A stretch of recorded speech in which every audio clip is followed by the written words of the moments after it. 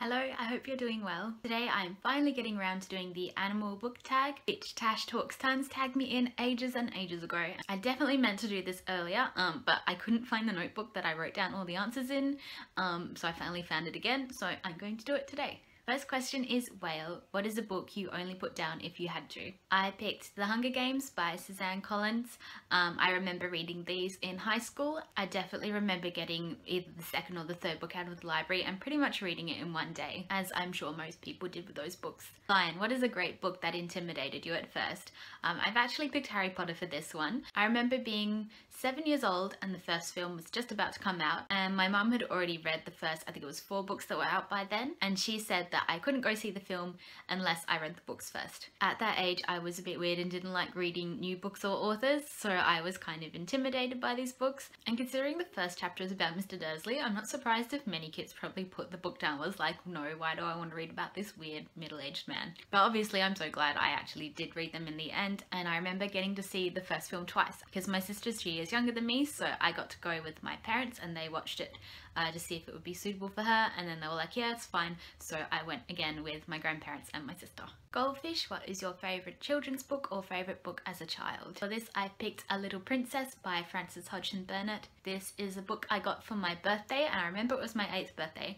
because on the back it says that it's suitable for ages 9 and up, and I remember saying to my parents, oh, I'm not old enough for this book. This was in that series of books when a bunch of children's classics were released with necklaces included with the book, so this one came with a little locket, which I think I still have somewhere. I still adore this book, and I think the reason I loved it as a kid was because if you know the story, Sarah Crewe is a rich girl who's grown up in India with her dad. He decides that she needs to be sent to England for some education, so she goes to a boarding school and she gets to live in luxury because her dad pays for her to have her own room and all this amazing furniture. The headmistress doesn't really like this, but she accepts it because she's getting paid heaps of money from her dad, but then her dad, who's invested all his money in diamonds, dies, and the whole financial situation of the diamond mine collapses, so Sarah is suddenly in poverty. A headmistress who had been paying for a bunch of stuff for Sarah without having been paid from the dad was really angry, so she literally just throws Sarah upstairs into the attic and is like, you can work for your living now.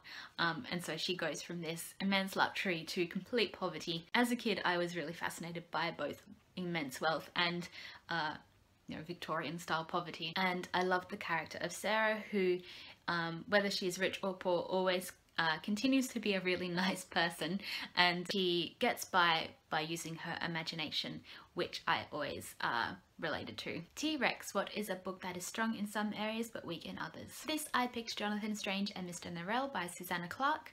I read this ages ago, so I'm kind of due for a rereading, but it's such a big book that I'm hesitant to start reading it again. I love this book because it combines Jane Austen era politics and society with magic. The author really manages to capture that Jane Austen style of writing, which is really impressive, and the characters are all great. It's very witty, it's very exciting. However, it is a huge book and it is a very complicated book as well. I don't think I quite understood everything that was going on. Susanna Clarke has created a lot of this magic lore. She puts a lot of this in footnotes as if she's actually writing a historical book, so it can be very easy to get bogged down in sort of this magical history that she has created. There was recently an adaptation of the book which I enjoyed up until the end, where I was really disappointed, and I don't remember the ending of the book, so it's possible that maybe I was disappointed when I read the ending, or maybe the TV show changed it. I'm gonna have to read the book again, I guess. Spider, a book you have no intention of going anywhere near.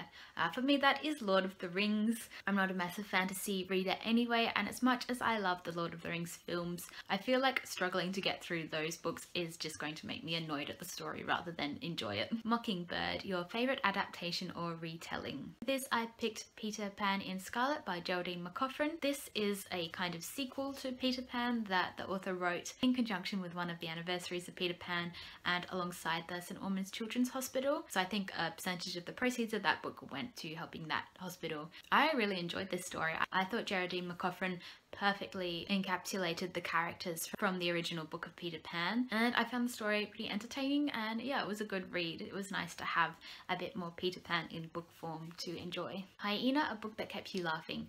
I chose Three Men in a Boat by Jerome K. Jerome. This is a sort of fictionalized account of the author's trip with two of his friends down the Thames River in England. It's written in the sort of late Victorian, early Edwardian era and kind of satirises and plays around with the sort of foppish upper class male society of the time. My first encounter with this book was with the TV show with comedians Dara Ó Briain, Rory McGrath and Griff Rhys-Jones. It's kind of like a documentary style humorous TV show with the three of them recreating the book and going to the places that are mentioned in the book. So there's absolutely nothing serious about the book at all. It is purely just very lighthearted and very funny. Bear, a book with a fierce female character. For this I picked The Robber Bride by Margaret Atwood.